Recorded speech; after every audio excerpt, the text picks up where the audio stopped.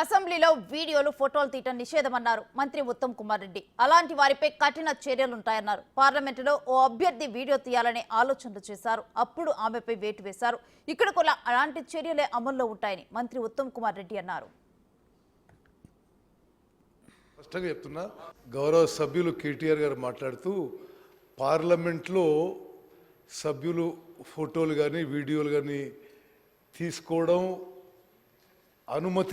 అనుమతిస్తుండొచ్చు అనే విధంగా వారి భావన వచ్చింది. నేను చాలా స్పష్టంగా చెప్తున్నా,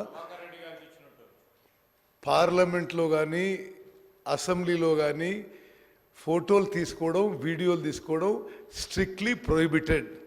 అసలు దానికి అనుమతి లేదు. అటువంటి వాళ్ళపై పార్లమెంట్లో చాలా సీరియస్గా యాక్షన్ ఉంటుంది. రాజ్యసభలో మేము అక్కడ లోక్సభలో ఉన్నప్పుడు ఒక కాంగ్రెస్ సభ్యురాలు రజనీ పాటిల్ అని ఆరోపణ, ఆమె ఫోటోలు తీసిందో లేదో కూడా తెలియదు, ఆరోపణ మీదనే ఆ మొత్తం సెషన్కి సస్పెండ్ చేయడం జరిగింది. Within the house taking photos or videos is strictly prohibited in parliament. అసెంబ్లీలో స్పీకర్ సీరియస్ అయ్యారు. శాసనసభ వీడియోల్ని మార్ఫింగ్ చేయటం, అసెంబ్లీ ప్రాంగణంలో వీడియోలు తీయటం కరెక్ట్ కాదని వ్యాఖ్యానించారు. వాటిని మార్ఫింగ్ చేయటం ఏంటని స్పీకర్ గడ్డం ప్రసాద్ ప్రశ్నించారు. ఇలాంటి చర్యలు దారుణమన్నారు. ఇలాంటి చర్యలు చేస్తే కఠిన చర్యలు ఉంటాయని స్పీకర్ హెచ్చరించారు. ఎంత దుర్మార్గపు చర్య, ఎంత దుశ్చర్యకు చర్య! ఈ సభ్య సమాజం తలదించుకునే విధంగా ఆ వీడియో ఉన్నది.